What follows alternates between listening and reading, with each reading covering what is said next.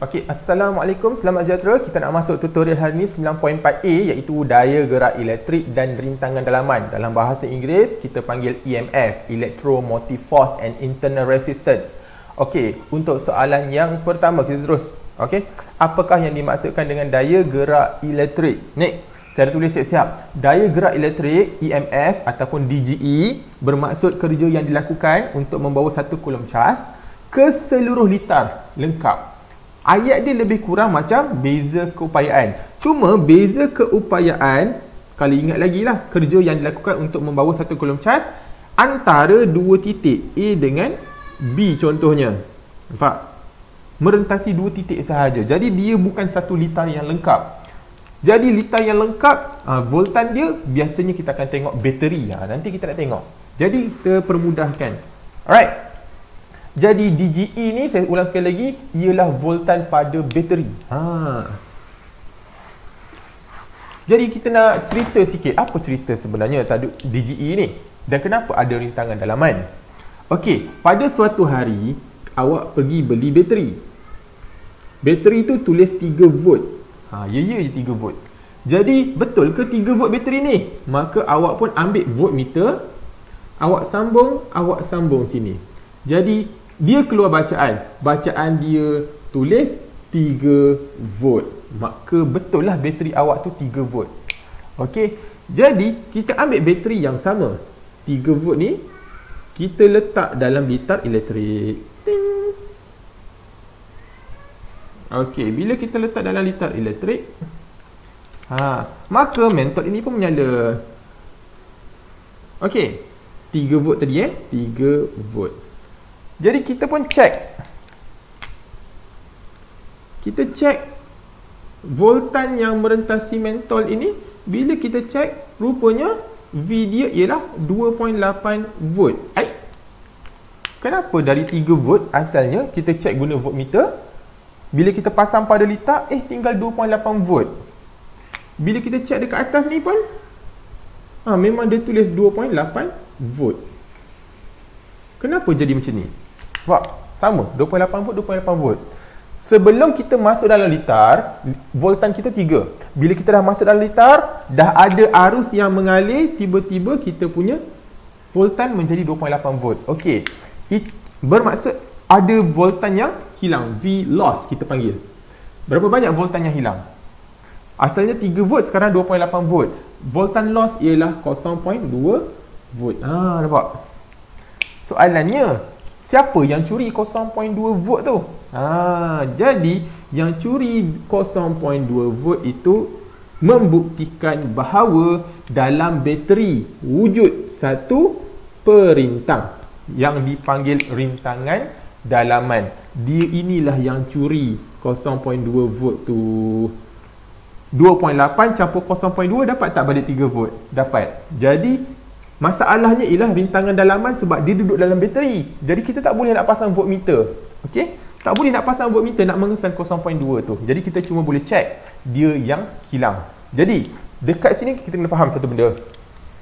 Voltan original yang bateri ini, inilah yang kita panggil dia EMF, Electromotive Force ataupun DGE. Voltan yang paling original. Dia tak akan berubah. Satu nilai yang paling besar. Manakala 2.8 ini, inilah dia ialah beza keupayaan. Simbol dia ialah V lah. Okey. Manakala V yang hilang ni, V loss, saya lebih suka tulis V kecil. Okey. Jadi nampak? Secara mudahnya saya nak tulis satu persamaan yang sangat penting. Boleh padam? Di mana EMF, E yang 3 volt tadi tu adalah bersamaan beza keupayaan V besar yang 2.8 tu campur dengan V loss ataupun voltan yang hilang. Saya letak V kecil 0.2 volt. Betul? Nampak? Okey, jadi ini ialah formula yang paling asas. Okey, yang saya tulis DGE. DGE ataupun EMF adalah sama dengan beza keupayaan campur dengan voltan hilang. Biasanya voltan yang hilang ni kecil nilai dia. Sebab tu saya letak V kecil. Okey. Ni. Kena faham benda ni. Macam mana voltan boleh hilang tadi saya dah bagi tahu. Rupanya dalam bateri juga ada rintangan. Logik lah. Saya dah cerita sebelum ni. Semua komponen elektrik ada rintangan. Wire pun ada rintangan. Jadi tak pelik bila dalam bateri yang sebab ada elektrolit dan sebagainya, dia ada rintangan. Okey. Boleh. So, kita terus masuk soalan yang kedua. Okey. Kalau takut confuse, kita tulis kat atas ni. So, E sama dengan V besar campur V kecil. E tadi EMF, V besar beza keupayaan, V kecil ni V yang hilang. Jadi, kita tengok soalan nombor 2. Okey, diberi DGE bateri ialah 1.5 volt. 1.5 volt, okey. Bandingkan bacaan voltmeter dengan 1.5 volt apabila switch dihidupkan. Dia suruh banding. Banding ayat kita ialah lebih besar, lebih kecil ataupun sama.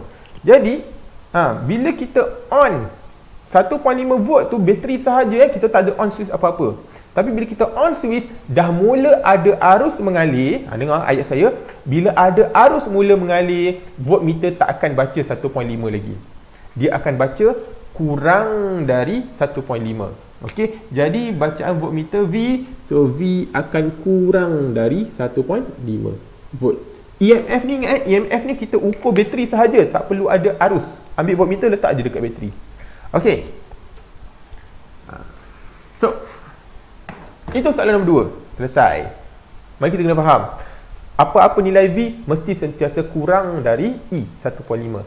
Okey. Apa ni? Rheostat X dilaraskan supaya bacaan emitter bertambah. Apakah yang berlaku kepada bacaan voltmeter? Okey. Tadi kita dah faham. E ni ialah bacaan voltan tanpa arus. Salah je. Tanpa arus. Okey, bila bacaan voltan tanpa arus, kita akan dapat nilai E. Bila ada arus, kita akan dapat V. Bermaksud V kurang dari E. Okey. Maknanya kalau tak ada arus, maknanya I kosong, kita akan dapat V yang paling besar. Jadi bila ada arus, tentulah bacaan voltan akan berkurang. So, bila I bertambah, so bila ada arus, maka I bertambah, okay, V akan berkurang. Okay, bacaan voltmeter tanpa arus ni, E ialah maksimum voltage. Okay, voltan yang maksimum. Right, so jawapan dia ialah bacaan voltmeter akan berkurang, akan makin kurang. Ni graf dia. Cuba tengok graf dia. Okey. Ya. Ni ramai confused. Okey. Kita ada graf V lawan I. Ada dua graf V lawan I. Satu naik macam gini, satu turun macam ni. Bila dia naik macam ni? Dia naik macam ini bila hukum Ohm. Hukum Ohm yang sebelum ni. V sama dengan IR. Okey.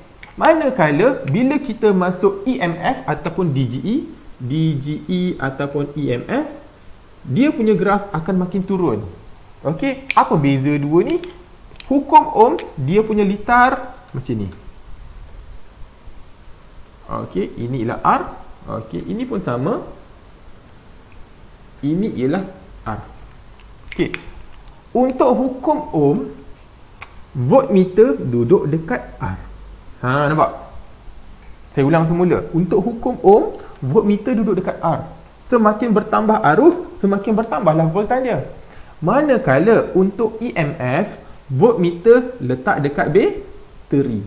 Di mana bila kita adjust rheostat supaya arus dia makin bertambah, maka voltan akan makin berkurang. Kalau tak ada arus, kita buka switch, maka voltmeter ni akan membaca voltan bateri sahaja yang first tadi kita belajar. Jadi bila arus tu sifar kosong kat sini, V akan dapat yang paling maksimum. Itulah dia E. Okey. Jadi daripada graf ini, tentukan nilai DGE ataupun EMF. Jadi dari graf ni kita tengok, pintasan Y ini ialah E.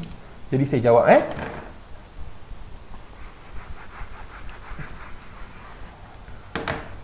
Okey, kita pun nombor 1A. Kita punya DGE adalah 1.5 volt. Nilai voltan yang paling besar. Rintangan dalaman. Mana dapat rintangan dalaman dari graf ni? Kalau graf hukum Ohm, rintangan ialah kecerunan. Graf ini pun sama. Kecerunan dia mewakili rintangan dalaman. Jadi kalau tengok segitiga tu, nombor 2 soalan B. Okey, sini 1.5, sini ialah 0.9, sini ialah 0 dengan 0.6. Jadi kalau kita cari kecerunan, kita akan dapat negatif R sama dengan negatif, okey, 0.6 bahagi 0.6, 0.6 bahagi 0.6, kita akan dapat R sama dengan 1 ohm. Ini rintangan dalaman dari graf. Jadi simpelnya, untuk DGE kita tengok pintasan Y, iaitu yang paling tinggi, yang paling besar, voltan paling besar. Manakala rintangan dalaman ialah kecerunan graf. Okey, itu sahaja soalan nombor 4. Kita masuk soalan yang terakhir. Alright. Padam. Litar yang manakah boleh digunakan untuk menentukan nilai DGE? Litar yang mana? A, B, C, D. Okey, daripada litar ni kalau kita tengok, D kita reject. Kenapa D kita reject? Voltmeter mana boleh pasang macam gini? Voltmeter kena pasang selari. Jadi kita pun jawapan hanya berkisar pada A, B dan C sahaja. Okey, bila kita tengok A, B dengan C ni, Pak, sekejap saya adjust sikit supaya nampak. Okey. Saya dah beritahu tadi. Kalau voltmeter pada perintang, ini ialah hukum Ohm. Okey, kalau voltmeter pada bateri, ini ialah EMF ataupun DGE. Yang mana? So jawapan kita sama ada A dengan C. Tapi antara A dengan C ni dah betul dah, voltmeter dekat bateri, ini pun voltmeter dekat bateri. Tapi jawapan kita yang mana? Lebih tepat untuk menentukan nilai DGE, jawapan dia ialah C. Kenapa C? Sebab switchnya terbuka. Bila switch dia terbuka, ada arus? Tak ada arus. Bila tak ada arus, voltmeter membaca bateri sahaja. Bila voltmeter membaca bateri sahaja, itulah nilai DGE. Tapi bila kita dah switch on, maknanya dah ada arus. Bila dah ada arus, voltmeter tidak lagi membaca DGE. DGE ni nilai yang original voltmeter, nilai original bateri tanpa arus. Okey, sebab tu graf dia macam ni tadi. Bila arus ni kosong, kita akan dapat nilai DGE. Okey. Ada lagi soalan? Okey, habis tutorial kita untuk pengenalan dan penerangan tajuk EMF. Okey, sekian, terima kasih.